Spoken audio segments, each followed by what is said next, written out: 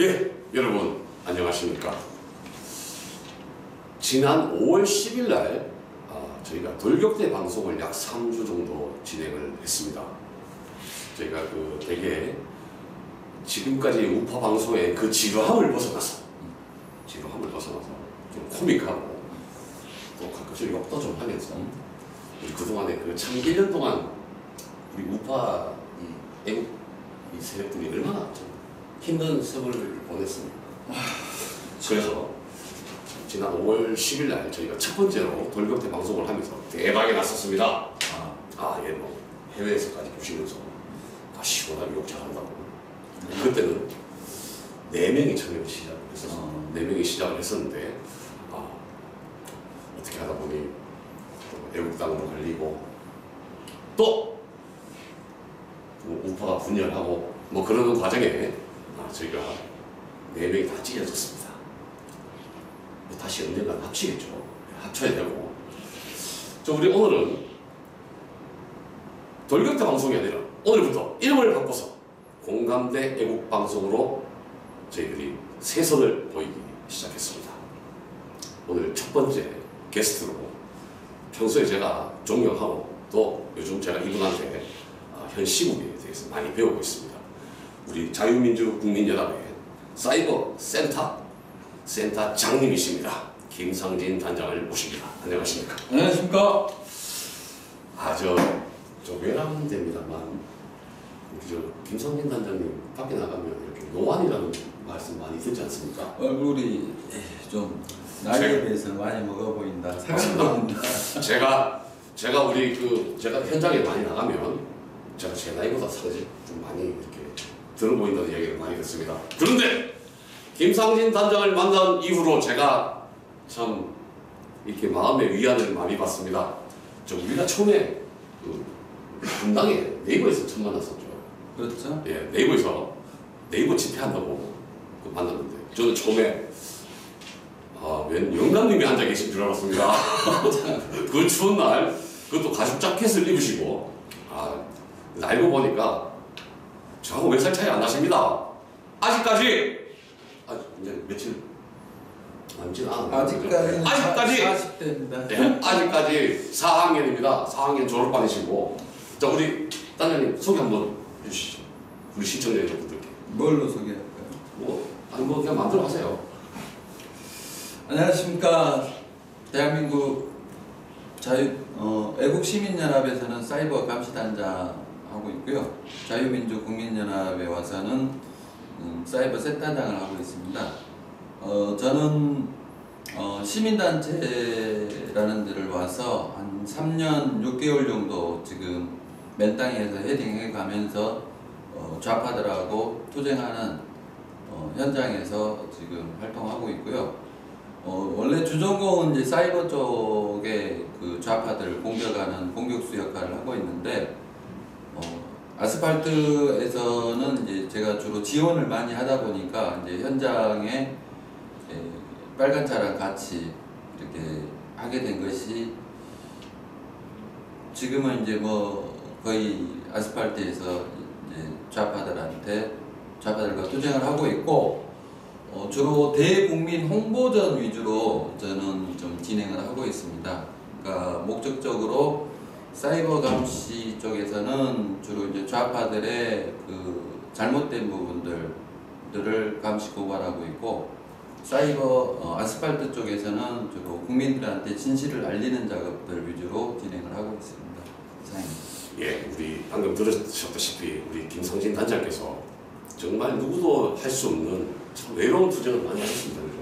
우리 그때 네이버에서는 몇 달 동안 50일 자그마치 그 분당 정자동 네이버 앞이 칼바람이 불죠. 그 건물 사이로 바람이 아주 끝내주죠. 네, 강바람이 많이 불죠. 아주 뭐 그냥 제가 그 잠시 집회하는 동안에 전 숨이 멎을 것 같았습니다. 하도 추워가지고. 근데 거기서 50일을 묵고 자고 중간에 제가 한번 가끔씩 뵈면 거의 노숙자 수준이었습니다. 정말 대단하신 분입니다. 노숙이었지. 그렇죠. 네, 노숙 맞네요. 차 안에서 자고 있고 분명히 차는 있고 장비는 다 있는데 사람이 없으면 차 안에 들어가서 자고 있고. 뭔 소리야? 난 밤에만 가서 잤어. 이거 밤에. 아 아니 밤에도 11시 넘어 들어가셨어. 뭔 소리야 지금. 사실은 낮에 낮잠 자고 다 봤습니다. 기억 안 나십니까? 기억 안 나. 뭐 열심히 애국하시고 계시는 거니까 뭐 낮잠 좀 잠 어떻습니까? 또 피곤한데 그렇지 않습니까? 우리는 이런 아스팔트 전사들을 위해서 힘이 되어줘야 됩니다. 애국 시민 여러분, 우리 김성진 단장 얼굴 잘 기억하시고 다음에 길에서 만나시거나 현장에서 만나시면 꼭 어깨 한 번씩 두들겨 주십시오. 정말 제가 요즘 보면 존경하는 저희 우파 선배이십니다. 오늘 제가 우리 김성진 단장과 할 이야기가 굉장히 많습니다. 너무 많아서 뭐부터 꺼내야 될지는 모르겠습니다만 먼저 우리 김성진 단장께서 내일 모레죠 목요일 오후 10시에 원래는 지난주가 예정이었습니다만 10시에 목요일 오전 10시에 선거 공판이 있습니다. 이 재판에 대한 어떤 간략한 좀 개요를 좀 설명을 좀 해주십시오. 원래 그게 이재명 성남시장이 이제 그 다른 정치인들에 비해서 이 정치 트윗을 굉장히 많이 하죠. 본인은 시정 홍보라고 하지만 우리가 봤을 때는 유별나게 정치인으로서 정치 투쟁을 많이 해왔고, 뭐 자기하고 적대적이 있는 사람들 같은 경우는 자기 지지자들이라든지 보니까 공무원들도 리트윗을 많이 하더라고요. 근데 그 전에 이제 제가 성남시장의 시장으로서 공인으로서 좀 잘못된 부분들에 대해서 이제 글들을 쓰고 했었는데, 그게 이제 이재명 성남시장이 고깝게 보고 고소를 했어요. 근데 그게 검찰에서 2번의 무혐의를 받았는데, 무혐의 받을 때 이제 이재명은 제 배우애가 뭐 국정원이니 청와대니 했지만은 저는 거기서 국정원이 또 들어갔습니까? 그걸 또 팔더라고. 근데 제가 그 검찰서에 갖다 제출한 서류가 이만하대요. 제가 받을 때 A4 용지로 거의 뭐 엄청나게 갖다 제출했기 때문에 거기에 대한 타당성을 이제 어떻게 보면 경찰이라든지 검찰 쪽에서 할 말을 했다, 나름대로 주장할 만한 걸 주장했다라고 인정을 받아서 2번의 무혐의를 받았는데, 이재명이가 이제 제가 무혐의 받았다고 SNS에 자랑질을 하니까 이재명이가 이걸 그냥 안 놔두고 너는 끝까지 간다 해서 이제 그 고등법원에 재정신청이라는 제도가 있어요. 재정신청을 인용을 하게 되면은 이제 다시 재판을 하게 되는 거거든요. 그러니까 일사부재리의 원칙을 뒤집는 건다는 거죠. 아니요, 검찰의 권한남용을 방지하기 위해서 그게 사법 견제 기능으로 만들어진 걸로 알고 있는데, 근데 재정신청이 받아들여질 확률은 거의 1%, 2%밖에 안 된다고 봐요. 그렇겠죠. 근데 저는 이제 이것을 이제 정치적으로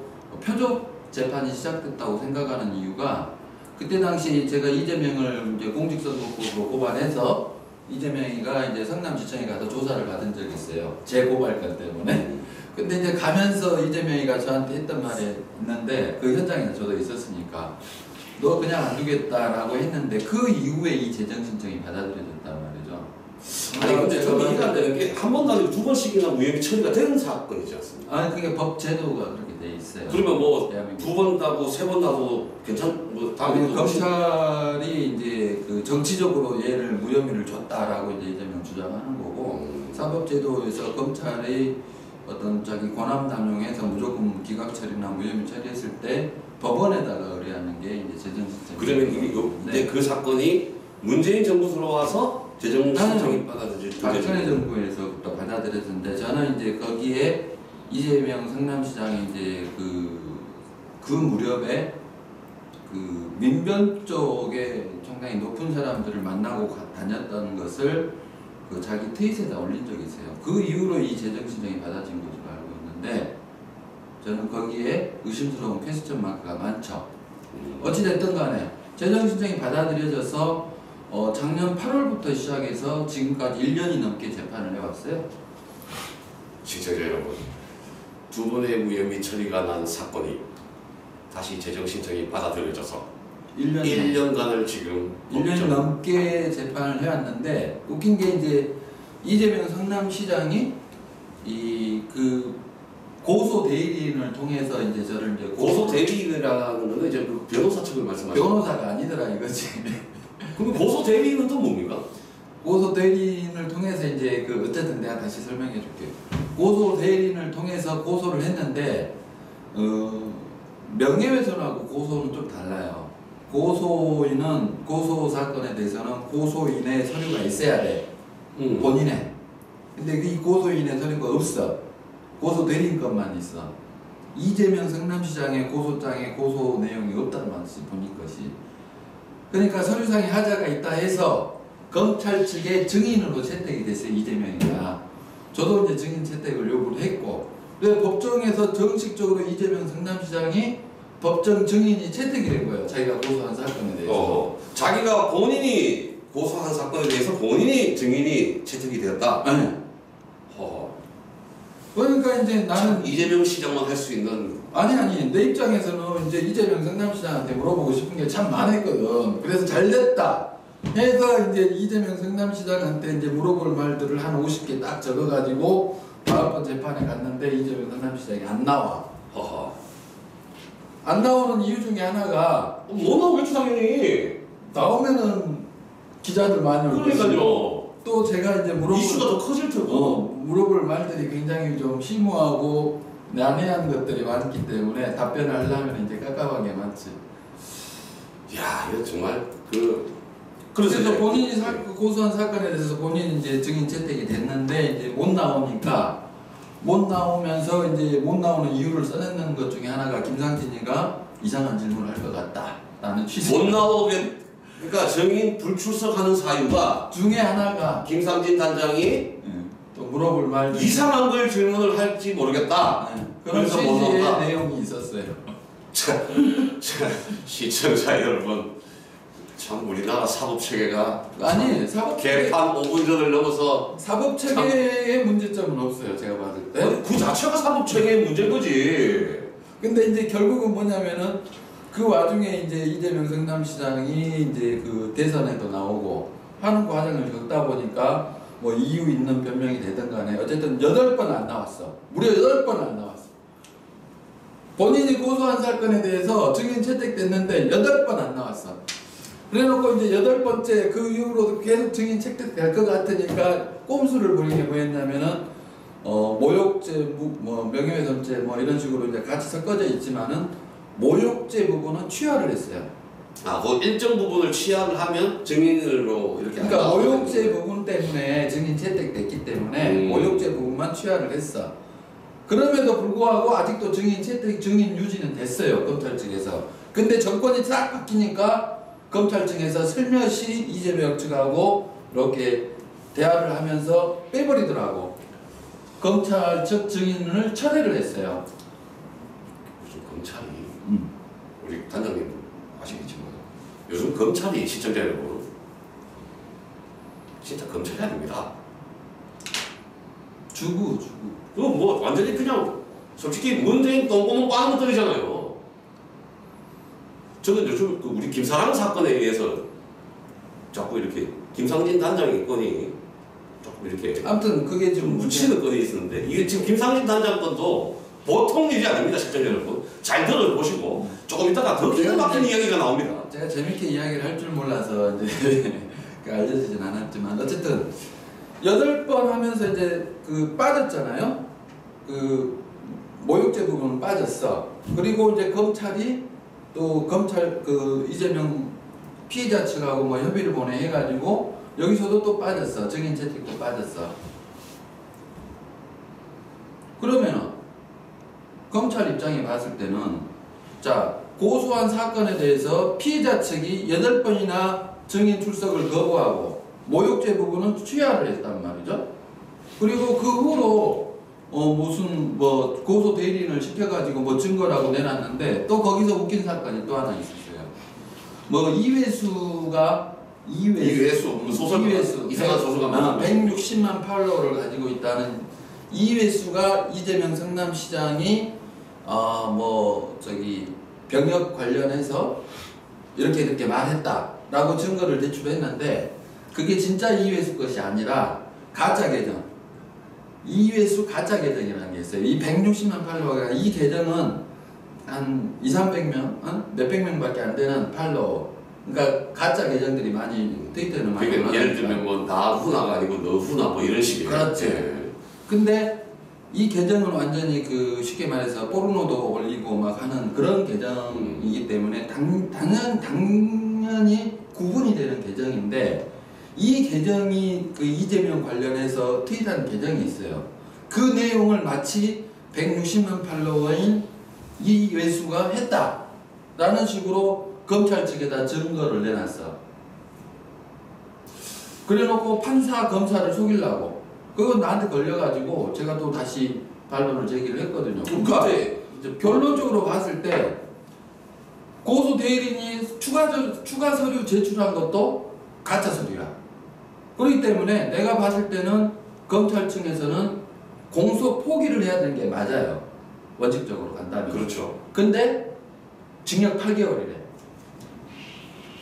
벌금도 아니고 징역 8개월이에요. 근데 그게 이제 트위터 5개로 그러는 네, 거죠. 트위터 5개입니다. 이번에 또 하나는 또 빼야 되지. 근데 내가 웃긴 게 박원순 아들 박주신하고 재판하는 공직선거법에서 거기서도 검찰의 구형보다 판사가 3배를 넘게 때렸잖아요. 그렇죠. 예. 거기서 말씀하시죠. 양승호 박사님이랑 같이 재판하는 거기서도 벌금이 500만 원밖에 안 돼. 근데 여기는 징역 8개월이에요. 똑같은 트윗 5개고 공직선거법의 허위사실 유포가 훨씬 더 크거든요. 그렇죠. 근데 여기는 단순 명예훼손 사건, 허위사실 유포에 의한 명예훼손 똑같은 사안인데 여기는 공직선거법이기 때문에 여기가 저희가 훨씬 더 크게 때려요. 근데 여기서도 벌금 500만 원인데 여기서 징역 8개월이래. 말이 되냐고. 징역이 8개월, 징역 8개월. 근데 저는 우리 얼마 전에 우리 저 이상구 대표님 징역 6개월. 그때 이제 집행유예로 끝났죠. 네. 집행유예로. 근데 징역 6개월이면 그럴 수도 있겠다라고 생각이 드는데. 근데 2개월 플러스 해가지고. 징역 8개월이면 징역 8개월이면 왔다 갔다 해요. 들어갈 확률이 높아. 시청자 여러분 어떻게 생각하십니까? 근데 제가 누누이 이야기하지만은 징역 8개월, 왜 징역 8개월일까를 생각해 봤을 때, 문재인 정권에서, 뭐, 제 자랑은 아니지만은, 김상진이 저런 새끼를, 깜빵에 집어넣어 놓은 것이 다음 지방선거에 도움이 되겠다라고 생각을 한 것 같아요. 저 전체적으로 좌파 진영에서. 왜냐하면은, 보세요. 제가 이제 물고 있는 게 좀 몇 개 있어요. 박원순 아들 박주신 거 관련해서 2심의 공동 피고인으로서 저 빨간 차 몰고 다니잖아요. 그게 이제 박원순 입장에서는 굉장히 보기 좋은 거고, 또 이재명과 그 성남시 공무원들을 지위를 이용한 사전선거 운동으로 고발해놓은 건을 지금 2년이 넘게 수사를 안 하고 있는데 그 건의 원고발자가 저단 말이죠. 그리고 이걸 떠들고 있는 사람은 김상진이밖에 없어. 그러면은 서울시장 박원순, 경기도지사 나간다는 이재명의 아킬레스건을 물고 있으니 이 새끼가 떠들면 안 된단 말이죠. 거기다가 일리가 있습니다. 또 제가 네이버 뉴스 편집 자문위원 하면서 네이버에서 지금 시스템 상으로 구조적으로 봤을 때 좌파 진영에 굉장히 유리한 시스템으로 되어 있어요. 댓글 시스템이라든지 지금까지 행위한 부분들을 보면 그것을 지적을 하고 이걸 수정 변경 요구를 계속 하고 있는데 이놈이 떠드는 사람이 없으면 훨씬 더 낫겠죠. 네이버. 또 그 다음에 저 정교조가 저를 많이 좀 저기 그 죽이고 싶어 할 텐데 왜냐하면은 지난번 4.13 총선 때 제가 정교조 66명을 대검찰청에 고발해서 그 중에 33명이 기소 유예, 22명이 구공판에 회부돼서 이 회부된 자원들 중에 30에서 100만 원씩 각각 벌금을 맞았어요. 자, 선생님이 벌금 30에서 100만 원 맞으면은 이건 감봉 사유가 되고 그렇죠. 공무원 파면에 그 준하는 처벌을 받거든요. 그러면 정교조 입장에서는 처음으로 그렇게 당해봤어. 자신들을 이렇게 감시 고발하는 세력이 없었는데 어느 날 김상진이라는 놈이 하나 톡 튀어나와가지고 자신들을 고소 고발을 했는데 그게 실정법으로 자신들이 처벌을 받았고 정교조는 선거운동을 한 단체로 처벌을 받은 단체 비슷하게 낙인이 찍혔단 말이죠. 그러니까 다음번에 또 김상진이가 또 저기 감시 고발을 하겠다라고 했던 게 한겨레 신문에도 또 났었어요. 아, 그렇습니까? 선생님들이 위험하다. 김상진 사이버 감시단장이 계속 감시하겠단다. 그렇기 때문에 정말 통쾌한 이야기입니다. 네. 진짜 이거 잘 모르시는 분들이 많을 거예요. 그래서 지난번에 그 정교조가 저를 또 고소를 했잖아요. 아, 또 무슨 건으로? 제가 이제 국정원에 배우의 국정원 자금을 받아서 자신들을 고발했다라는 추측으로 저를 고소를 했어. 전 국정원장까지 포함해서. 근데 그래서 제가 그 고소한지를 그냥 모르고 있었다가 2달이 지난 다음에 어떤 좌파 기자가 전화가 왔어. 그 사이버 감시단장 김상진님시죠? 하면서 왜 그런데요 왜요? 그랬더니 그 기사에 대해서 어떻게 생각하세요? 그러고요. 무슨 기사예요? 했더니 아니 당신 고소한 기사 누가? 정교조가요. 난 잘 모르는데 링크 좀 보내보세요 했더니 링크를 보내왔더라고요. 봤더니 9월달인가 저를 고소를 했대. 기가 막히죠. 잘 걸렸다. 그래가지고 내가 바로 3일 만에 무고장을 써가지고 다시 또 고소를 해버렸지. 무고로. 참 시청자 여러분, 피고발인보다 어떻게 기자들이 더 빨리 알고? 아니 그게 알려졌는데 내가 모르고 모르고 있었던 거예요? 모르고 있기 때문에. 그러니까 내가 아스팔트 하다 보니까 모르고 있었는데 좌파 기자가 가르쳐주더라니까. 그러니까 잘 걸렸다 하고 또 고소를 해버렸어. 어쨌든 시청자 여러분, 저는 이거 많이 보조를 주셔야 됩니다. 정교조가 도대체 어떤 놈들입니까? 지금 우리 학생들의 정신을 병들게 하고 있는 놈들이잖아요. 네. 그들을 상대로 몇 명이라고요? 원래 아니 지금 처벌 받은 자원 보면 한 55명은 55명이나 처벌 받았다고 봐야지. 정교조 유죄가 확정이 된 게 55명. 확정이잖아, 그죠? 그렇죠. 55명의 정교조 그 선생들을 이렇게 빚엿을 먹였답니다. 정말 이게 바로 애국이죠, 이게. 그게 1대 0이었어. 1대 0이었거든. 근데 이번에 무고를 내가 나를 고소를 했대. 그래서 무고로 또 고소했지. 아마 2대 0 나올 거야. 무고는 좀 뭘 보고 무고라고? 무고라는 것은 상대방을 음해하지. 아니 그러니까 뭘 가지고 무고라고? 아니 정교조가 내가 저기 국정원에 사주를 받고 자신들을 고소를 했다. 뭐 이런 그러니까 나를 완전히 죄송합니다. 국정원의 개새끼로 취급을 한 것이 내 입장에서 봤을 때는 명예훼손의 무고죄에 해당한다는 거고 우리 사이버 감시단 정말 편안하게 살면서 그 걔네들 자료 조사해서 고발을 한 거거든요. 그러니까 내가 국정원의 어떤 하수인 노릇을 했다는 것은 나의 순수성, 그러니까 내가 시민단체 자신들이 잘못한 부분을 내가 조사를 해서 고발한 부분을 명예를 훼손한 거지. 자신들이 그래서 물타기를 하려고 자신들이 결국 뭐냐면 그 정교조가 왜 나를 고소를 했냐. 자신들이 국정원의 사주를 받는 놈한테 고소를 당해서 피해를 입었다 하는 피해자 코스프레 하려고 그렇게 하는 거 아니냐고. 시청자 여러분, 제가 44년을 살면서 국정원의 그 청소부 아줌마도 한번 만나본 적이 없습니다. 그리고 우리 김상진 단장 요즘 저하고 국정활동 많이 하셨잖아요, 그죠? 그렇게 같이 생겨도 주변에 국정원 같이 생긴 사람이 단 한 사람도 없었습니다. 제발 좀 보여주세요. 국정원 어떻게 생겼는지. 국정원이 김상진을 지원한다는 것은 어불성설인 이유가 뭐냐면은 김상진이가 원래 저기 좌파의 어떻게 보면 공격수거든요. 그렇겠죠. 박원순, 이재명하고 이렇게 각을 세우고 활동하는 사안인데 경향신문에서 나를 인정을 했어. 경향신문 박원순, 이재명 저격수라고. 근데 경향신문이 인정했으면 진짜 인정 크게 한 거예요. 근데 국정원이 그런 김상진을 국정원이 돈을 줬다? 그래갖고 발각되면 국정원 작살나려고? 아니 근데 국정원 애들이 아니라 국정원 직원들이 할 일이 그렇게 없나? 아니 그게 아니라 나같이 그 공격수로 나온 사람들한테는 어느 누구도 공공에 있는 사람들은 지원 안 해요. 그렇겠죠. 왜냐하면은 그 좌파들의 공격이 무섭기 때문에 절대 지원 안 해줍니다. 그 입장을 바꿔서 잠시만 생각해 보면 누구든지 그렇죠. 다 알 수 있는 그런데 저것들이 꼭 그런 식으로 물타기를 하는 거예요. 예, 낙인 찍기 작업하려고. 시청자 여러분, 저도 처음에는 이런 사실들을 다 몰랐는데, 그리고 또 특히나 요즘은 우리 그 김사랑 사건으로 인해서 이제 우리 김상진 단장의 이런 지금 투쟁의 역사가 지금 많이 좀 이렇게 가려져 있는 부분도 있습니다. 그래서 제가 오늘 왜 첫 번째로 이제 김상진 단장을 모셨냐면, 네, 노래 또 이제 막 선거 공판도 있고, 또 이걸 선거 공판 전에 우리가 이렇게 많이 알려야 되겠다. 그래서 뭐 지금쯤이면 어차피 뭐 결과가 다 나 있지 않겠습니까, 그죠? 결과가 다 나와 네. 있겠죠.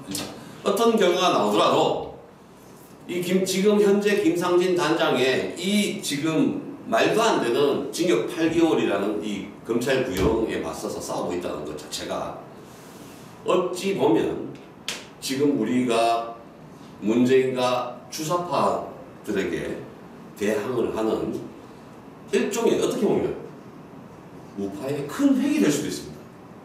만약에 검찰 구형 8개월 때렸다고 진짜로 실형이 선고가 되면 앞으로 우리가 이런 방송도 못 할지도 모릅니다. 나는 가서 굶어볼 거야. 방금 무슨 말씀이시냐면 진짜 실형이 구형이 떨어지면 뭐 그럴 일 없겠지만 안에서 단식 투쟁하겠답니다. 우리 김상진 단장께서 어쨌든 뭐 저는 내일 모레 여러분 시청자 여러분 우리 내일 모레 김상진 단장의 선거 공판 많이 관심을 좀 가져주시고 트위터 5개로 이재명을 비판했다고 이재명 비판하는 건 맞죠? 의혹적이. 네, 의혹제기죠. 의혹 제기했다고 실형을 8개월을 구형하는 이런 정말 국민의 알 권리를 박탈하고 하고 이제 주장이죠, 주장. 뭐 그거야 관공서에 충분히 할 수 있는 거 아니겠습니까? 또 며칠 전에 우리 김사랑 건도 그 동영상 가처분 신청 그 기각 판결 나왔고요. 그 기각 판결문에 보니까 그렇게 돼 있더만요. 시민이 공공기관에 대한 지방자치단체를 국가기관으로 본다. 그렇죠. 네. 그러니까 공공기관에 대한 이게 이 합리적인 질문 뭐 이런 거는 충분히 가능하기 때문에 소를 기각한다고 김사랑 건에서 났습니다. 그러면 지금 일단은 김상진 단장 건도 거기에 일단은 다 포함이 되는 거죠. 그 몇 개 중에 하나 있어요. 거기서도 성남시에서 저기 고소 들어온 것 중에 성남시에서 또 받았습니까? 이재명 개인한테 받은 게 아니고? 이재명 개인과 성남시장 이재명으로. 이 시장의 이름과 그러니까 그래서 제가 봤을 때 개인 이재명 성남시장 건에 대해서는 다툼의 여지가 있는데 성남시장 이재명 건으로 들어온 것은 아마 이것은 기각되지 않을까. 그 내용, 그 파트 부분은. 그리고 이게 왜 지금 검찰 구형에 제가 불만이 많냐면은 이 사안으로 지금 제가 이재명 성남시장하고 지금 맞소송하고 있는 게 있어요. 민사소송. 그렇습니까? 근데 그 민사소송할 때 우리 국민들이 나한테 후원금을 만들어줬어요. 이재명과 싸워서 이겨라. 그래가지고 그때 후원금 다른 분들께서 저기 시민단체 쪽에서 후원금 모집 운동을 해서 이재명과 민사소송에서 꼭 이기라고 정말 후원금 준 돈 가지고 변호사 선임해서 지금 민사투쟁을 하고 있기 때문에 나는 더더욱 이겨야 돼요. 그런데 검찰이 징역 8개월을 구형한 것은 제가 봤을 때 민사소송에 영향을 미치기 위한 포석도 있어요. 그렇습니다. 왜냐하면 이재명 그 사안으로 이재명 성남시장이 저한테 4천만 원을 달라고 민사소송을 했고 이재명 성남시장이 제가 이재명 성남시장한테 맞소송을 한 게 뭐냐면은 이재명 성남시장이 2015년 12월 25일 날 김상진이를 신상을 털어버린 거예요? 털어주세요라는 취지로 한 게 있어요. 김상진 단장의 신상을 털어달라. 공권력이 아니 이재명 성남시장이 인터넷 트윗에다가 그 트윗을 보는 일반 대중들한테 김상진 단장의 신상을 털어달라. 민사 형사를 하기 위해서 자기가 필요하다고. 그래가지고 잠시만요. 내가 봤더니 처음에 한 내용은 한 트윗 한 다음에 바로 어떤 네티즌이 저에 대한 정보를 다 제공을 했어. 근데 못 본 척 하면서 두 번째 트윗을 하고 세 번째 아침에는 그게 밤에 했다가 아침에 출근하면서 또 리트윗을 또 두 번 했더라고. 그러니까 고의성이 명백하다는 거죠. 김상진을 망신 주기 위해서 신상을 떨어달라 요청을 했거든요. 그렇기 때문에 이로 인해서 리트윗이 엄청나게 많이 나왔어요. 그 리트윗된 숫자 딱 봤더니 한 1,400만 정도의 계정이 중복 포함해서 1,400명 계정한테 포함이 됐기 때문에 이재명의 계산법에 의하면은 제가 뭐 한 10억대를 해도 되지 않을까. 이재명이 저한테 4천만 원 달라고 민사소송할 때 계산법이 있거든요. 그 계산법을 적용하면은 나는 10억 원 내놓으라 해야 돼. 마땅하지만은 8천만 원만 내놔라 하고 이제 맞소송을 했죠. 지금 그 맞소송이 지금 대가 있는 지금 계류 중이에요. 왜냐하면은 이 사건이 끝나야만 민사가 다시 시작을 해요. 왜냐하면 서로 간에 맞고소를 해놨거든요. 아니 어쨌든 지금 이제 그러니까 며칠 전에 우리 그 김사랑 건으로 인해서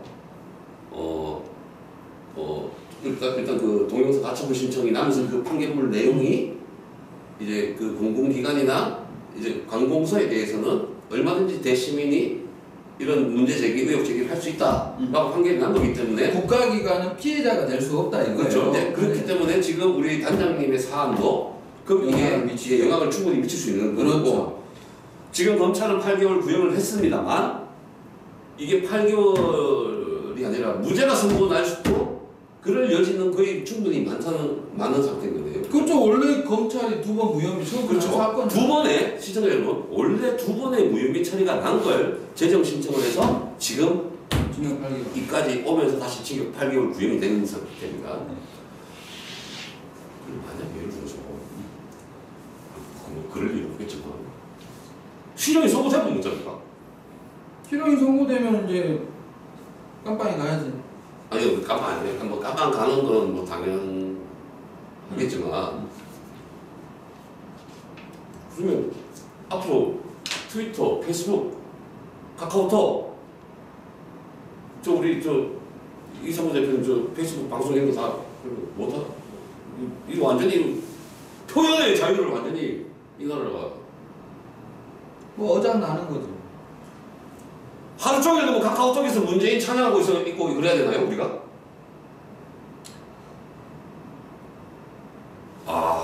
그게 정권을 뺏기는 탓이에요. 맞습니다. 선거에서 지금 그렇게 되는 거예요. 우리 탓이 뭐 사실 누굴 탓하겠습니까? 그렇지 않습니까? 그게 아니라 저들을 그러니까 이재명이 그런 표현을 자주 쓰는데 저들을 사람으로 생각해서 우리가 당했다라는 표현을 쓰는데 나는 거꾸로 그렇게 말하고 싶어요. 좌파 진영을 사람으로 생각을 해서 우리가 이렇게 당한 거예요. 정말 이거 나는 역으로 말하고 기가 막힌 명언입니다. 명언. 우리가 사람으로 생각해 준 거는 맞네요. 근데 알고 보니까 이런 금수만도 못해요. 그러니까 우리가 지금 상대하는 적들이 주사파라는 것을 절대 잊으면 안 돼요. 맞습니다. 시청자 여러분. 그냥 평범한 사람, 상식이 존재하는 사람, 평범한 사람, 사람 같은 사람으로 생각을 하면 안 되고 저희가 지금 맞상대하는 사람들은 주사파예요. 맞습니다. 주사파가 어떤 애들인지 시청자 여러분, 주사파는 여러분들 지금까지 주사파 그 인간들이 주장하는 것에 대해서 논리가 100% 정연한 적을 보신 적이 있으십니까? 아니면 한 번도 자유 대한민국 건국 이념에 부합하는 일들을 한 적이 있습니까? 아니면은 달러를 벌어 왔냐? 그러니까 뭐 경제 발전을 제대로 시킨 적이 있습니까? 학교다닐 때 맨날 잘못만 하던 것들이 맨날 진짜 잘하는 거 하나 있어. 국민 세금 뺏는 건 참 잘하죠. 화염병 잘 맞아. 맞습니다. 근데 이제 제가 할 때는 화염병은 많이 없어졌던 시절이라 우리 김성진 단장 시절에는 그래도 화염병만 했지. 많이 날아다녔죠.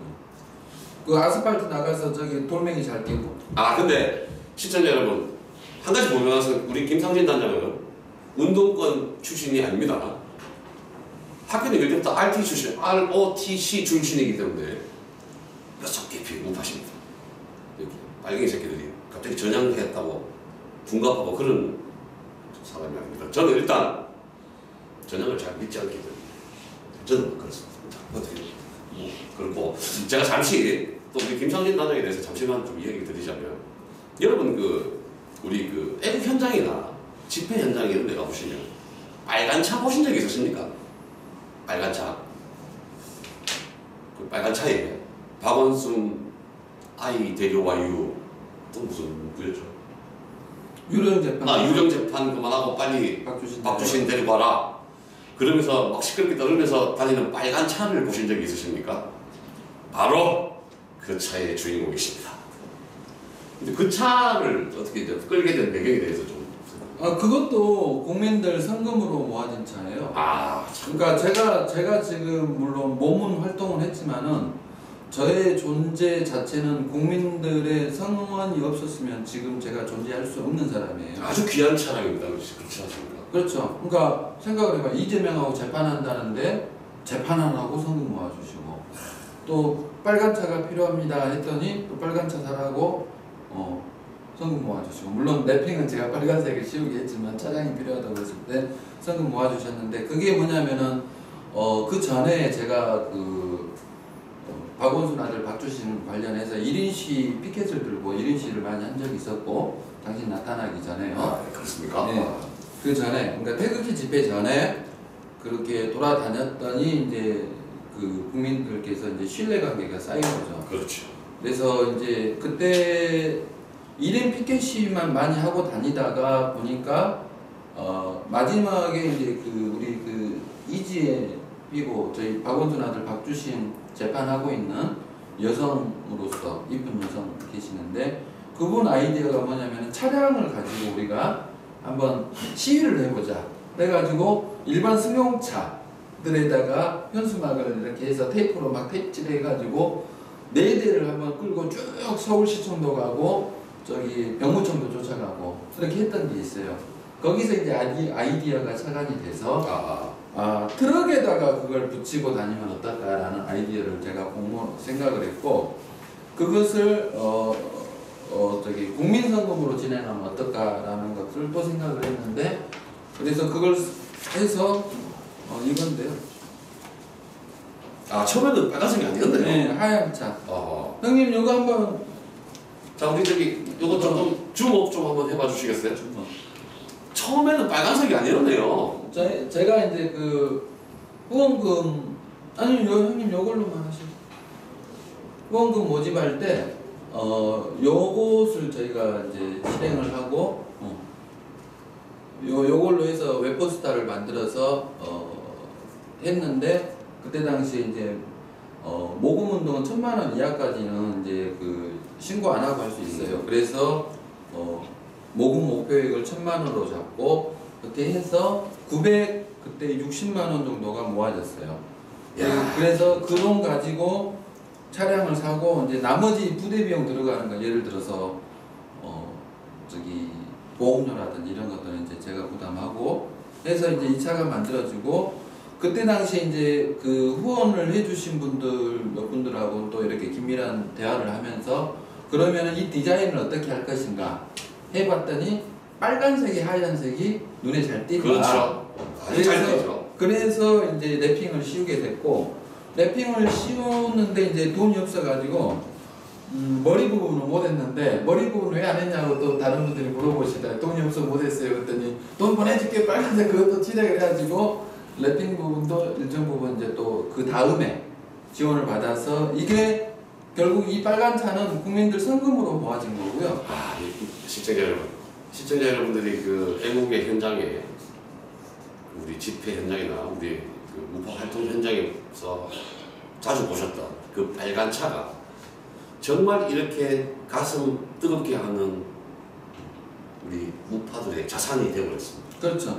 그래서 저는 이제 이 정말 소중한 차가. 네, 이 빨간 차를 이제 제 거라고 생각 안 하고 우파 진영의 자산이라고 생각을 해서, 또 여기에 이제 빨간 차가 오고 위에 이제 가두 방송 할 수 있는 스피커 있잖아요. 그것들도 다 이제 어떤 성금들로 의해서 마련됐고, 그러니까 하루아침에 이게 다 탄생한 게 아니라 조금씩의 시간을 할 때마다 그때 필요한 장비들을 산 거예요. 제일 싸게, 제일 효율적인 것들. 앰프 스피커도 마찬가지로 우리 그 네티즌 굉장히 좀 이런 가격대 음향 장비를 했던 친구가 제일 싸고 효율 좋은 장비들을 또 인터넷에서 골라가지고 또 사게 됐고, 예. 그러니까 투자 대비 굉장히 효율적인 장비들을 저희가 지금 장착을 하고 있어요.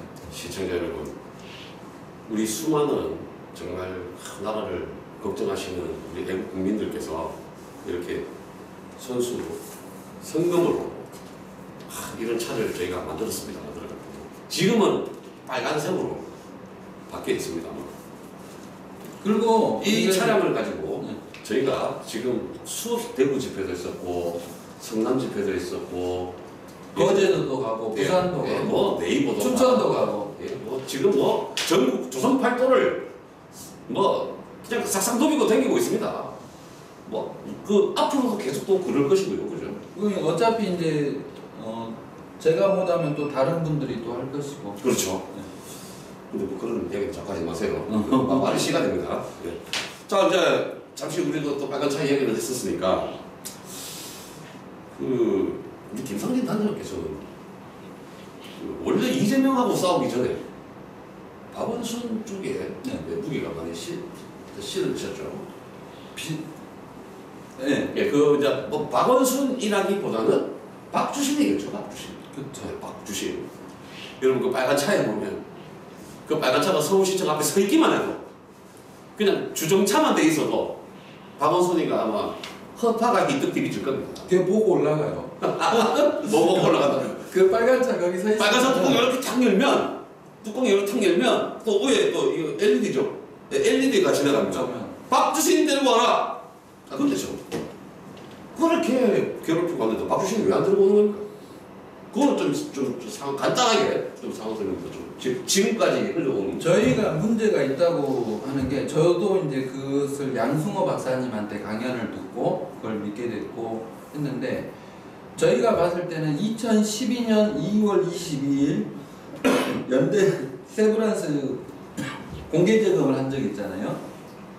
박원순 서울시장이 주관이 돼서 강용석한테 보여주기 위해서 강용석 그 변호사 말씀하시는 네, 네. 2012년 2월 22일 날 연대 세브란스에서 자신들이 재검을 한다 해가지고 기자들 많이 모아놓고 옛날치 그 MRI하고 이 MRI가 맞는지 틀리는지 비교를 해달라 해서 뭐 이상한 게 있다 없다 뭐 옛날 요거는 두 개가 같은 걸로 보인다라는 아주 간단한 내용의 기자회견이었단 말이죠.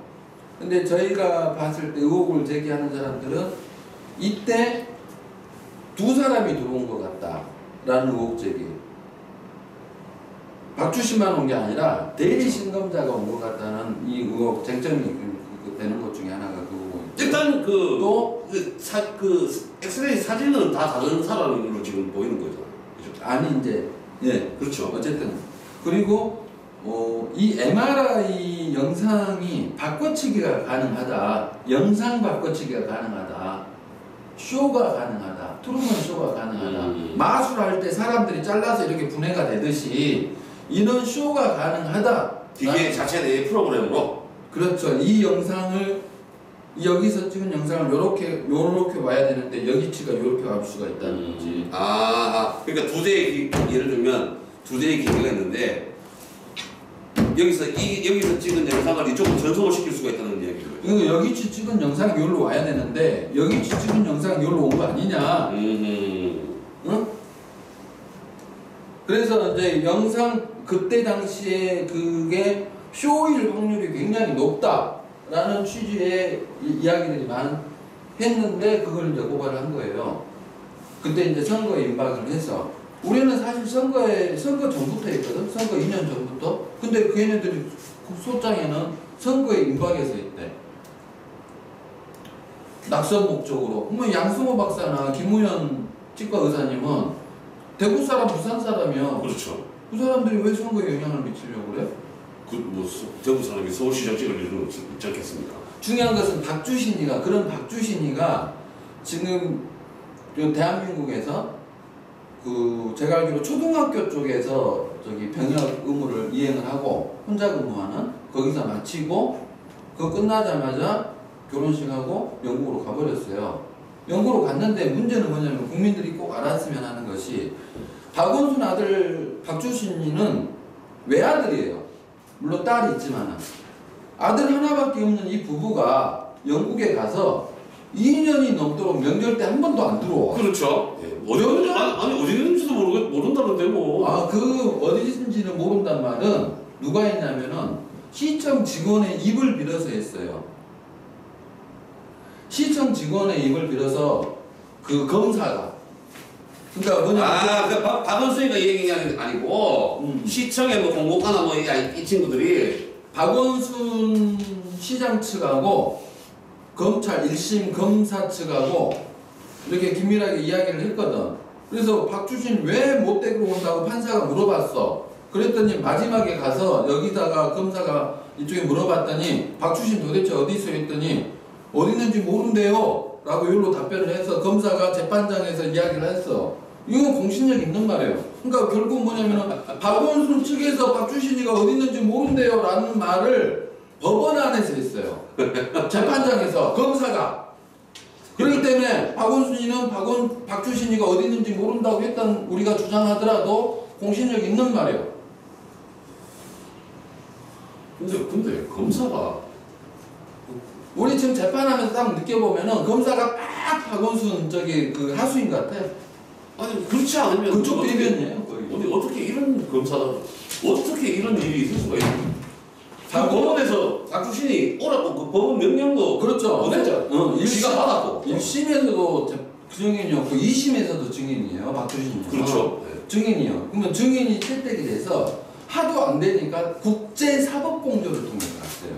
박원순이가 고발인으로서 재판에 협조도 안 하고 얘는 또 성인으로서 영국에 지구 반대편이요. 또 영국은 또 하필 또 지구 반대편. 그렇죠. 딱 지구 반대편에다가 딱 넣어놓고 얘가 특별한 직업도 없이 재판에 협조를 안 하니까 지금 방법이 없대. 정유라는 잘 데리러 가더라고. 검찰들이. 그렇죠. 근데 박원순 아들 박주신이는 고발한 지 2년이 넘도록 고발인 수사도 안 하면서 이 검찰 측에서 이 공판 검사는 또 자기들은 또 별도래. 여기하고 여기하고. 아니 그래도 우리가 입장에서는 똑같은 검찰 아니냐 했더니 자신들은 이 재판만 하니까 이 재판하고만 이야기를 하래. 어떻게 그럴 수가 있어요. 어쨌든 그래서 국제사법공조를 통해서 박원순 아들 박주신이한테 이 증인 소환 통보장이 날라갔고 이게 정식적으로 본인이 찾아갔어. 근데 이게 3개월 걸려. 한 번 하려면은 국제사법공조 하려면 한 번 하려면은 이것을 언론에서는 절대 안 써. 한 번도 나온 적이 없죠. 그것도 어쨌든 두 번째 얘가 또 받고도 안 나오면은 우리가 이제 그 판사님이 2심 판사님이 얘한테 과태료라든지 이런 걸 물릴 수가 있단 말이지. 1심 때 안 나왔으니까 한 번은 공인의 아들이니까 한 번 봐준다 쳐. 사회적. 근데 두 번째 안 나오면은 이제 과태료가 나가면은 이것도 이제 또 개판이는 박원순 측 입장에서 봤을 때는 망신이거든. 그렇죠. 공인의 아들이 법원의 명령을 어겨서 안 나오다가 과태료 물렸다네 하면은 국민들한테 가십거리가 되기 때문에 그걸 피하기 위해서 이놈이 또 두 번째 사법공조를 통해서 또 보냈는데 이것도 수취인한테 불명이네. 또 잠적을 탔네. 그렇지. 잠수를. 그래서 이번에 또 세 번째 진행하고 있는데 박주신이가 몇 살입니까? 한 30살 30대죠? 아니 그 나이도 젊은 친구가 뭔 잠수를 그렇게 잘 타? 또 하나 1억 3천만 원 주기로 했어요. 그렇죠. 생각을 해봐. 그 강용석 변호사가 그때 강용석 변호사가 1억 준다고 그랬고 그것도 마이너스 통장 까면서까지 보여줬잖아요. 그 다음에 어떤 의사님이 3천만 원 준다고 했고 또 어떤 의사님은 오면은 비즈니스 클래스 끊어준다고 그랬어. 생각을 해봐요. 1억 3천만 원에 왕복 비즈니스 공짜야. 그러면은 지금 박주신이가 30살에 대한민국 30살에 그 직장인이 받는 연봉에 직장을 다니는 아니 다닌다고 가정을 했을 때 대기업이 아니면은 보통 2년에서 3년치 또는 3년치 연봉에서 4년치 연봉이에요. 그렇죠. 자, 1시간만 와서 재검을 하면은 3년치 연봉을 받아. 떳떳하게. 그것도 비즈니스 클래스 타고 오. 온갖 맛있는 거 다 그리고 아버지는 병역비리 의혹에 대해서 자유로워져. 그렇죠. 아버지 인기 지지도 쫙 올라가. 어, 탄압받았다고 또 했다가. 대통령이 또 될 수도 있고. 그렇지. 그런데 안 와. 2년이 넘도록 명절 때 한 번도 안 와. 이 부부가. 박주신 씨. 근데 박원순이는 요 오늘 아까 그 기사 잠깐 봤는데 유럽 여행을 또 좋아하대. 누가요? 박원순이가? 오. 그러니까 결론은 뭐냐면 박주신이가 여기 한국에는 안 오고 아버지가 그냥 유럽 가서 만나는 것 같아. 아니. 아무리 봐도. 시청자 여러분. 아니 돈 1억 3천에 옆집에 걔 이름도 아니고 이름도 아니고. 아니 박원순이만 7억 정도 빚 있다며. 그거 받아다가 까고 아니. 아버지한테 효도조 좀 하고. 그러니까 이제 제 말은 지지도 좀 올리고. 그거 떳떳하면 나 같은 경우 1억 3천에 눈이 휘떡 디비져갖고 내일 당장 바로 비즈니스 클래스 타고 비즈니스 또 얼마나 좋습니까? 또 한 번 이런 일. 술도 주고. 하나 이야기해 줄까? 빨리 오세요 박주신 씨. 예전에 내가 이제 그 1인 시위를 막 피켓 들고 하고 다니는데 그날 이제 내가 동대문 쪽에 이제 간 적이 있어요. 그쪽에 뭐 행사가 있어서 사람들 많이 온다길래 피켓 들고 갔어.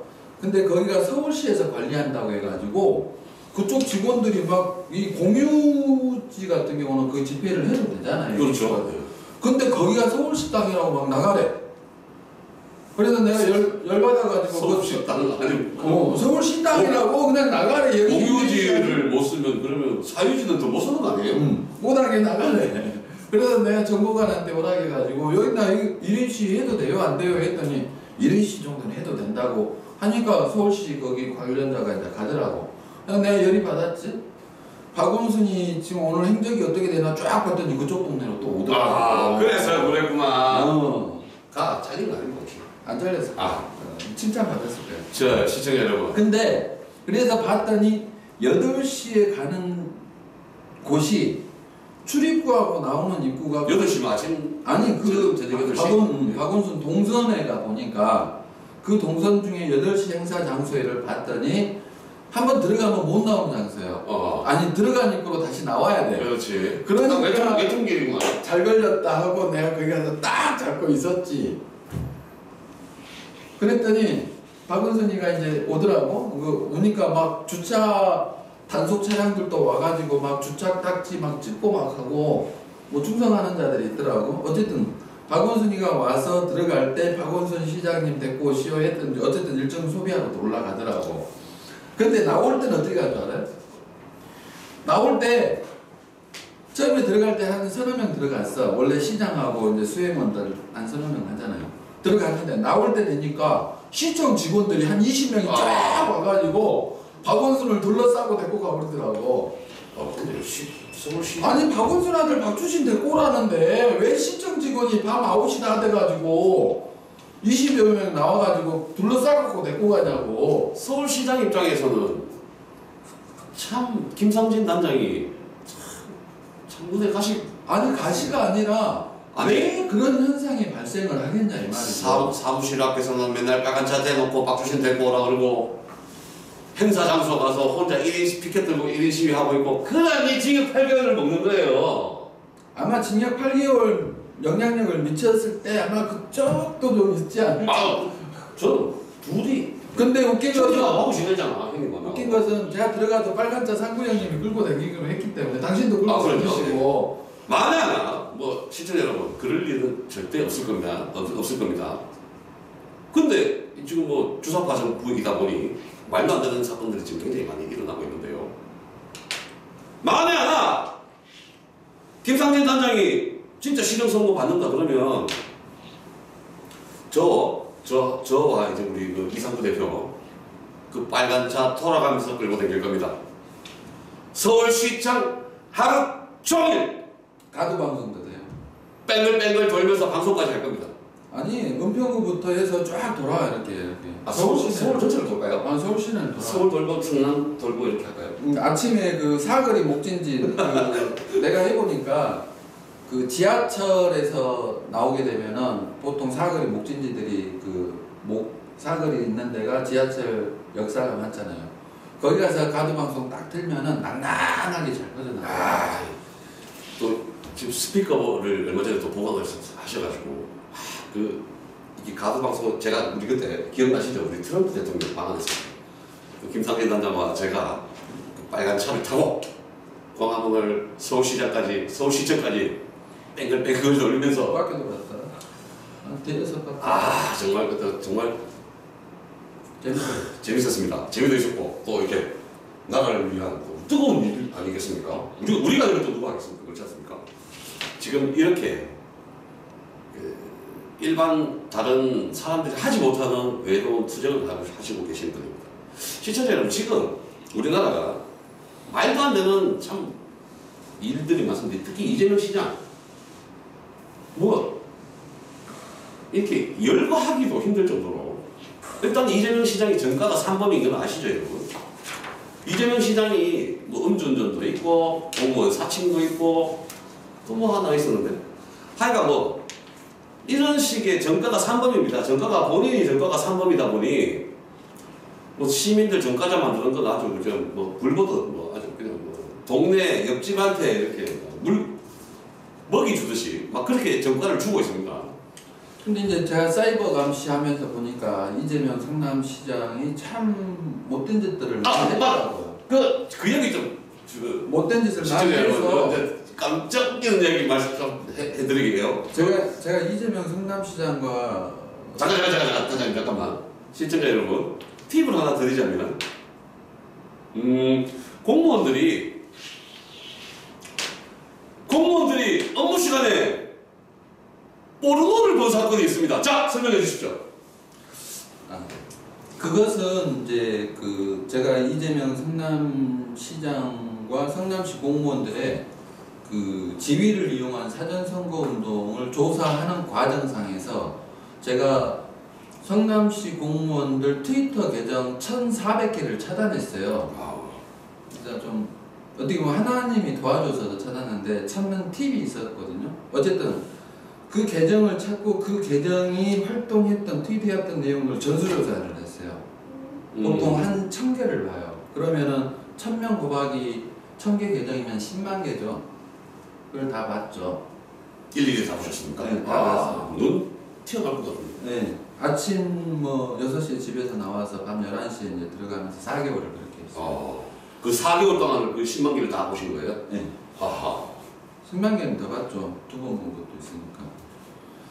근데 이제 그 과정에서 보게 되면 그 공무원이 무슨 트윗을 했고 무슨 글을 이렇게 관심글로 지정했는지까지 다 봤는데 원래는 관심글은 안 봤었어요. 근데 어느 날 보니까 어떤 성남시 공무원이 포르노를 관심글로 지정을 해놨더라고. 관심글로 지정한다는 측면은 뭐냐면은 그냥 지나가다가 포르노를 볼 수는 있어요. 근데 관심글로 지정을 했다는 것은 다음에 또 보겠다는 취지거든요. 잠시만요. 시청자 여러분, 이재명 성남시장이 직원들한테 트위터로 많이 전파를 하라고 이렇게 그거는 지시가 되어서 시정에 이렇게 반영이 된 겁니다. 그래서 성남시청 직원들은 트위터를 통해서 많이 이렇게 국민들한테 그 발단이 원래 이제 이재명 성남시장이 시장이 되고 나서 시정 홍보를 해야 된다고 해서 성남시 전 공무원들한테 SNS 교육을 시켰어요. SNS를 교육을 시키고 소통관제라고 해서 각 과별로 동사무소별로 각 한 명씩 전담관을 둬서 했는데 과별로 간다든지 아니면 동사무소에 한 명이 한다는 것은 있을 수도 있어요. 다른 지자체도 그렇게 할 수도 있거든요. 근데 문제는 뭐냐면 그 사람들만 하게 하는 건 좋은데 그것을 인사고과에 매겼단 말이죠. 근데 인사고과에 매길 때 각 개인들까지 평가를 했어요. 그 인사고과를 매기면 트위터 몇 번 리트윗 했는지, 그렇죠. 아니면 또 이렇게 하트를 몇 번 눌렸는지, 트윗글과 리트윗글의 숫자가 카운터가 이미 다 뜨기 때문에 트위터 같은 경우는 오픈 플랫폼이기 때문에 다 떠 있어요. 떠 있기 때문에 얼마를 했다가 다 데이터로 나와요. 그렇기 때문에 이 데이터를 채우기 위해서 보통 상담시 공무원들이 리트윗을 많이 하는데 본인 글 쓰는 것보다 리트윗이 많은데 이재명과 충성하는 이재명 서울 성남시 공무원들은 이재명의 트위터를 리트윗을 많이 따라가면서 많이 해요. 근데 이제 다른 사람들도 글들을 리트윗 하는데 이게 문제가 뭐냐면은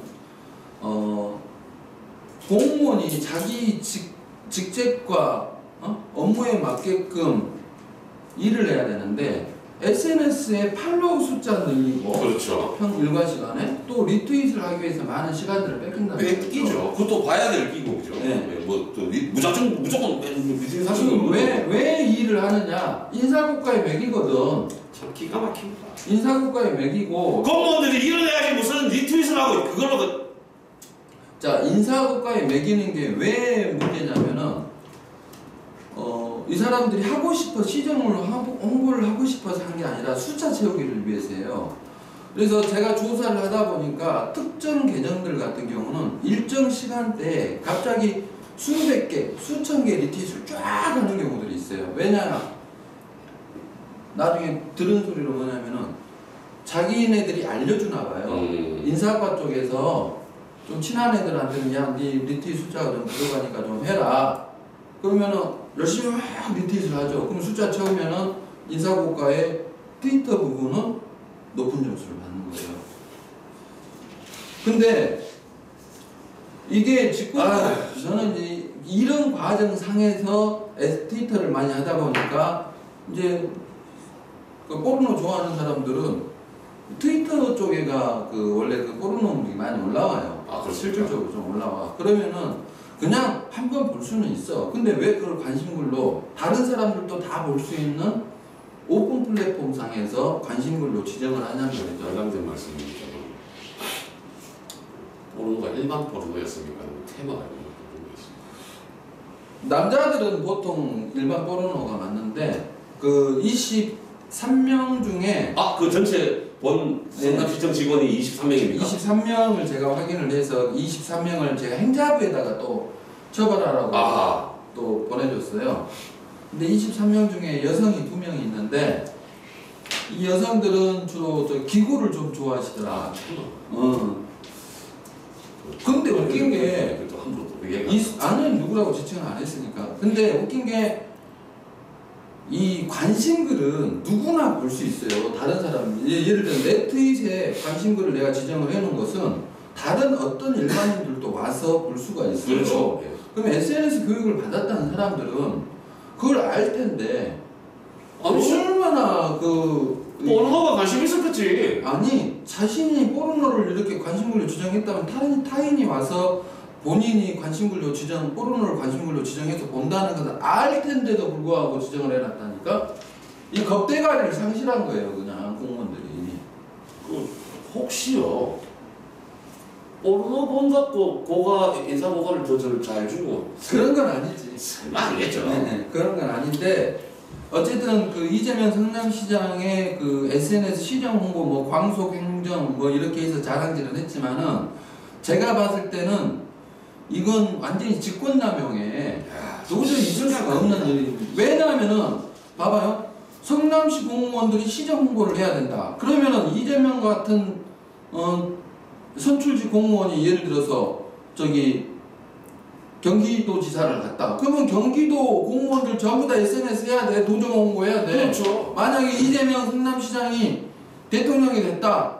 대한민국 모든 공무원들 국정홍보하니라고 계정 다 만들어서 해야 돼. 그러면 그 안에 군인들도 해야 될 것이고 경찰도 SNS 계정 만들어서 열심히 홍보하고 검찰청 직원들도 트위터 계정 만들어서 SNS 해야 되고 만약 이거 직권남용으로 내가 고발해 놓은 게 이게 조사가 안 된다면은 생각을 해봐. 검찰청장이 예를 들어서 부임을 했어. 그러면 검찰청장이 야 우리 검찰청 홍보를 해야 되니까 검사, 유약 전부 다 검사들도 SNS 계정 만들어서 검찰청 홍보를 해. 그러면은 앞으로 이제 일할 때 이렇게 되겠네요. 그게 맨손에는 옳은 일이냐고. 맨손에는 트위터 보면서 리트윗 누르고 있고 여기서는 사건 그렇지. 하고 있고 그러다가 그러니까 그 하는 과정상에서 특히나 이재명 성남시장은 트윗을 제가 분석을 해봤어요. 이재명 성남시장 그래도 SNS 감시다니까 이재명 성남시장이 그때 제가 고발하고 그게 언론에 나오니까 이재명 성남시장 뭐라 했냐 시정 홍보라 그랬어. 공보관이랑 나와가지고 우리가 시정 홍보했다. 와, 이거 정치 탄압이라고 박근혜 정부에서 탄압한다고 막 했지만은 그래서 내가 이재명 성남시장이 트윗한 거 리트윗 빼고 트윗한 거 1000개를 내가 딱 땄어. 1000개를 따가지고 분석을 쫙 해봤어요. 거기서 시정 홍보한 거, 그 다음에 정치적인 걸 중에 포지티브하고 네거티브를 분류를 해봤어. 그랬더니 시정 홍보 부분은 한 10% 되고 네거티브 쪽이 약 50% 정도, 그 다음에 포지티브 자기 자랑질하는 거에 한 40%. 시청자 여러분 그런데 그것을 리트윗을 하는 공무원들은 어떻게 돼요? 그러면은 뭐 마찬가지인 거죠. 그러면은 업적 공부가 되는 거예요. 이재명이 본인 자랑질을 할 수는 있어요. 이재명 성남시장은 자기가 선출직 지자체장으로서 내가 이런 일을 했습니다 하고 국민들한테 자랑을 할 수 있어. 근데 공무원이 그 자랑질하는 시장의 업적을 홍보를 하면은 선거법에 걸려요.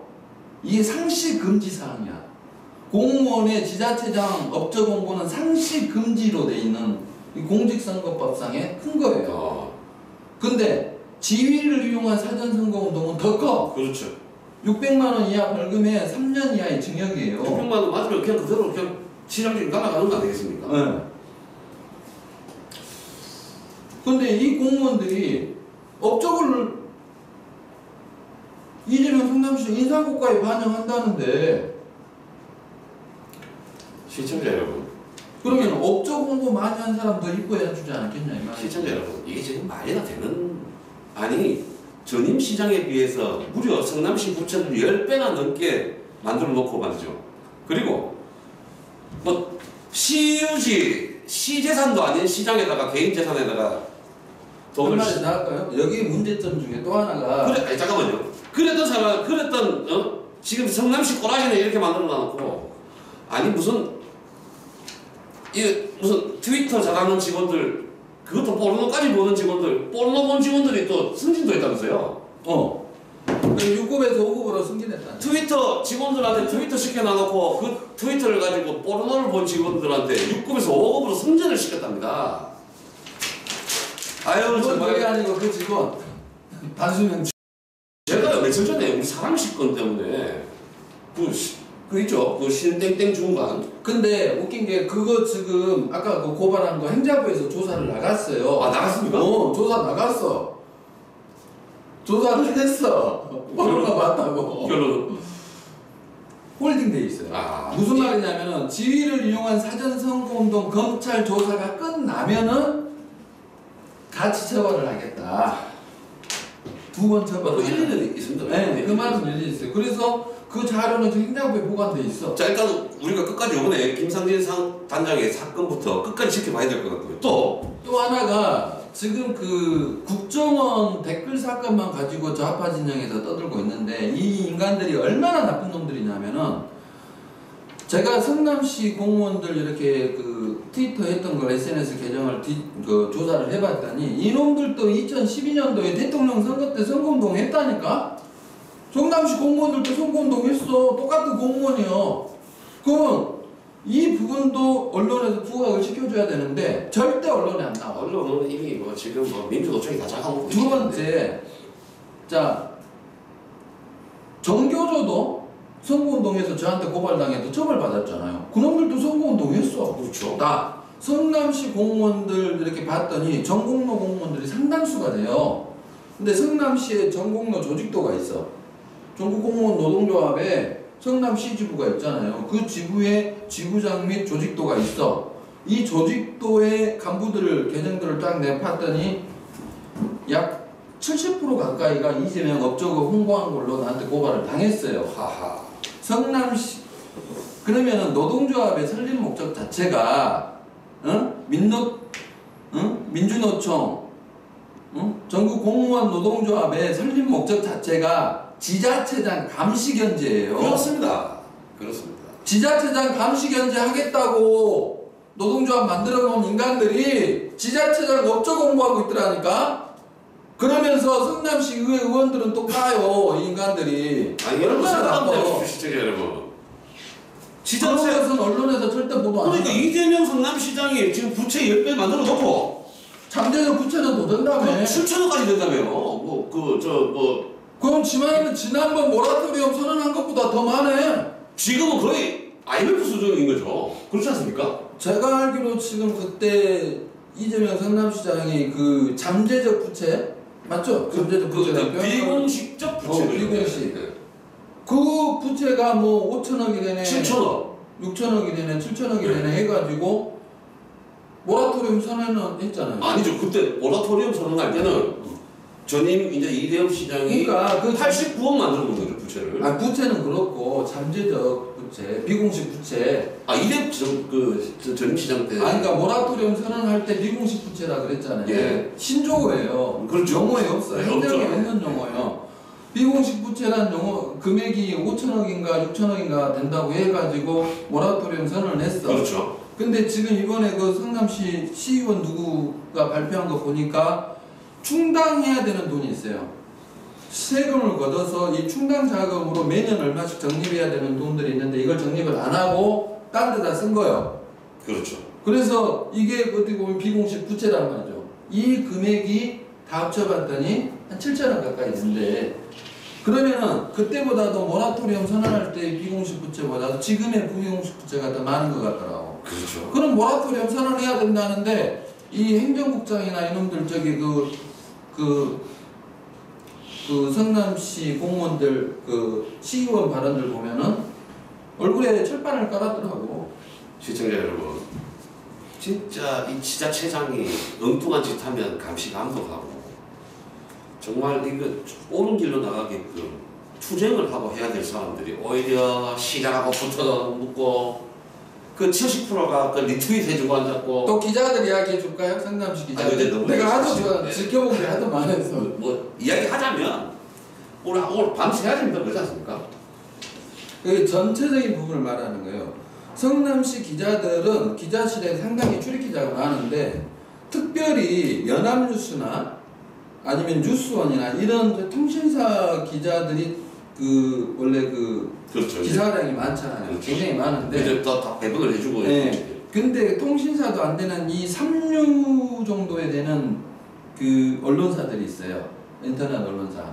걔네들의 생산량이 연합뉴스급이요. 성남시 보면은 내가 숫자 카운터를 해봤어. 근데 그 얘네들이 뭘 주제로 이 기사 생산량이 많냐? 이재명이가 트윗에다가 이 글을 썼다네. 이재명이가 페이스북에다 이 글을 썼다네. 이런 식의 기사를 쓰고 있더라고요. 뭐냐면은 완전히 이재명의 그 나팔수 역할을 하고 있다. 그러니까 지금 뭐 그렇습니다. 공무원이 하루 종일 대시민을 위해서 일하기도 바쁜 시간에 중간에 그 업무 시간 도중에 트위터 해야 되죠.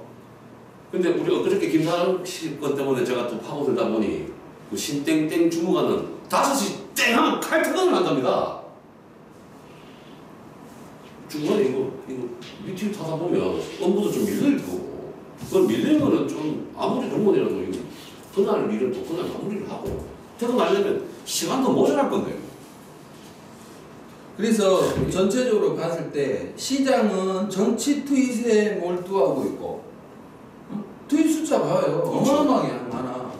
다른 어떤 일반 정치인들도 따라갈 수만 많고 성남시 공무원들은 자신들 진급을 위해서 또 그 리트윗 쫙 하고 또 성남시에 주재하는 기자들은 이재명 성남시장이 트윗에다 이글 썼다네 하고 또 하고 성남시 공무원 노조는 또 이재명 또 업적 공부하고 있고 제가 지금 이재명 이야기 자꾸 하니까 그리고 이재명은 또 성남 비판하는 사람 우리 같은 사람들 나오면은 다 고소고발. 그렇죠. 언론은 저기 법원은 법조계는 또 그런 이재명 성남시장 편들어서 우리들 재판 시작해버리고 그렇습니다. 또 엄청난 구형 때려버리고. 그러니까 우리 쪽에 입은 다 맞고 자신들이 하고 싶은 말은 다 하고. 대도 않는 소리죠. 다. 하고 싶은 말이라기보다 대도 않는 소리. 자, 우리 이상구 대표님. 자, 우리 이재명 시장 이야기하다 보니까 어저께 제가 요 클럽 좀 보여주세요. 어저께 제가 여기가 위치가 성남 약함역 먹자 골목입니다. 먹자 골목. 여기에 보시면 여기 이제 생갈비집인데요. 여기에 보시면 환영 그 플래카드 보이시죠? 환영 성남사랑 상품권이라고 되어 있습니다. 좀 확대를. 네, 성남사랑 상품권. 저게 저 성남사랑 상품권이라는 게 뭔지 아시죠? 시청자 여러분, 청년들에게 이재명 시장이 30만 원씩 이제 그 뭐 청년 배당을 해갖고 이제 이걸 주는 걸 이렇게 환영하면서 받겠다고 아예 대놓고 청년들 술 먹이고 고기 먹이고 있습니다. 그 20대 한참 피 끓는 영혼들에게 30만 원으로 꼬시면 이거는 나라 돈으로 지선거 운동하는 것밖에 좀 이해가 안 됩니다. 그렇죠. 김 단장은 어떻게 보십니까? 그렇죠. 아니 그러니까 그 30만 원으로 얘 인생이 바뀌나? 안 바뀌는 거 하나도 없지. 바뀌는 거 없어요. 30만 하루 저녁이면 30만 원 써요. 소주 그 나이 때 또 소주 얼마나 많이 먹습니까? 우리도 그 나이 때 소주만 먹나? 그러니까 노래방도 가지. 노래방까지 뭐 하여튼 몇 명 합치면 그렇지. 몇 명이 합치면 게임으로 가지. 지금 이렇습니다. 시장에서 젊은 영혼들을 지금 정신을 피폐하게 만들고 있고 공무원은 포르노 보고 있고 이야기를 하려면 오늘 밤을 새야 해서 우리 시간이 좀 많이 된 관계고 재밌는 이야기를 해야 되는데. 괜찮습니다. 그래서 오늘 네. 왜냐하면 또 우리 김성진 단장께서 이제 바로 내일 모레 바로 이제 선거 공판이기 때문에 또 약간은 오늘 굉장히 좀 이렇게 즐겁게 하려고 하다가 그래도 우리 김성진 단장이 또 내일 모레 파이팅을 위해서 좀 약간 이런 모습도 괜찮습니다. 자, 우리 그러면 이제 우리 김성진 단장께서 이제 우리 앞으로 이제 투쟁하실 그 이제 계획이나 이런 게 있으면 간략하게. 그 투쟁? 투쟁. 앞으로. 이제 그 우리가 상대로 싸워야 될 상대들이 많지 않습니까? 이제 그들에 대한 어떤 간략한 계획이나 비전 같은 게 있으시면 우리 시청자들이 또 우리 같은 또 청년들의 활동의 그 계획이나 비전을 듣고 싶어 하시니까. 제 꿈은 우리도 그 참여연대 같은 모델을 꿈꾸는 단체를 꿈꾸고 있는데 참여연대 같은 시민단체를 좀 만들어 봤으면 좋겠고 나 같은 사람 딱 100명만 만들어 보는 게 소원입니다. 그러니까 김성진 단장이 100명 있으면 적화가 안 됐죠. 그러니까 저 같은 사람 한 100명 정도의 활동가를 우리 후배들을 제가 키워보고 싶은 게 제 꿈인데 어쨌든 그런 방향 쪽으로 준비하고 있고요. 그다음에 제가 전공이라기보다도 관심 있게 진행하려는 것이 사이버 여론전입니다. 그렇죠. 사이버 여론전. 그러니까 제가 이재명 성남시장하고 투쟁해보고도 하고 다른 박원순하고도 해보고 또 정교조도 고발해보고 민노총에 관련된 것도 해보고 세월호 특조위도 고발해보고 저에 대한 거짓말 쓰는 좌파 기자들도 고발해보고 굉장히 다양한 고소 고발을 해봤는데 어쨌든 그 사람들이 피해를 입어요. 피해를 입는 건 사실이지만은 미미하더라 이거지. 근데 이제 제가 또 해보고 싶은 것은 전체적인 대한민국의 여론 전쟁에 대한 어떤 부분에 대해서 제가 많이 생각을 해보고 실질적으로 싸워보고 필드상에서 아스팔트에서도 어떻게 하면 대국민들을 현혹을 시켜보고 세뇌를 시켜보려고 할까라는 그런 방법들을 생각을 많이 하고 있고 지금도 실현시키고 있는 중인데 그러면 이제 우리 민간에서 지금 제일 준비해야 될 게 사이버 여론전을 우리가 어떻게 하면 좌파 진영을 이겨볼 것인가에 대한 방법론적인 것을 생각을 많이 하고 있고 그것을 좀 준비해야 되는데 왜 저번에 제가 프리덤 뉴스 가가지고 대화한 것 중에 하나가 우파 진영의 정보 유통, 팩트 체크 그다음에 어떤 전체적인 플랫폼들을 하나 만들어야 되겠다는 게 지금 앞으로 지금 중요한 저한테 당면 과제입니다. 그래서 우파 진영에 화력을 집중시키고, 그다음에 저놈들의 가짜, 그러니까 이슈가 터졌을 때 가짜 뉴스라든지 이런 게 생산될 때 거기에 대한 바로 즉시적인 팩트 체크를 통해서 국민들한테 진실을 또 알려주고, 또 저놈들이 지금 5.18이라든지 다른 거 4.3 사건 이런 거 역사 왜곡해놨던 것들도 바로 잡아주는 팩트 체크.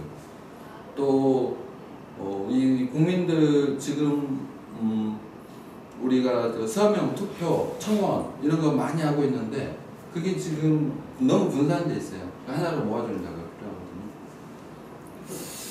그 외에 지금 유튜브 방송가들도 우파 진영이 굉장히 많이 생겨났는데 누가 우파의 유튜브 방송가인지 잘 모르겠어요. 그렇습니다. 맞습니다. 그것들도 좀 모아줄 필요가 있고, 그 다음에 이제 독립방송 하시는 분들도 좀 저희들이 모아서 이분들한테 이분들의 컨텐츠가 세상에 널리 알려지고 또 구독자 수도 더 늘려주는 그런 이제 지원 기능 쪽으로 제가 준비를 해보려고 하고 있습니다. 아 정말 우리 김성진 단장의 향후 계획을 들어보니 이게 뭐 솔직히 우리가 죽을 때까지 이거 다 할 수 있겠습니까? 네, 할 수 있어요. 아 시청자 여러분, 할 일이 너무너무나 많습니다. 우리들 앞에 놓여있는 적폐가 한 개, 두 개가 아닙니다. 저는 좀 요즘 보면 우리 김상진 단장도 징역 8개월 구형받고 우리 김사람 씨도 정신병원에 끌려갔다 오고 참 이게 무슨 나라가 개판 5분 전도 이런 문제가 있습니까? 그죠? 주사파하고 우리가 싸우고 있으니까. 그렇습니다. 우리의 주적은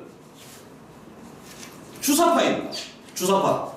그들이 이 대한민국에 없어지는 그날이 바로 자유 대한민국이 선진국 빅5에 들어가는 날이라 저는 믿어 의심치 않습니다. 단장님 생각 어떠세요?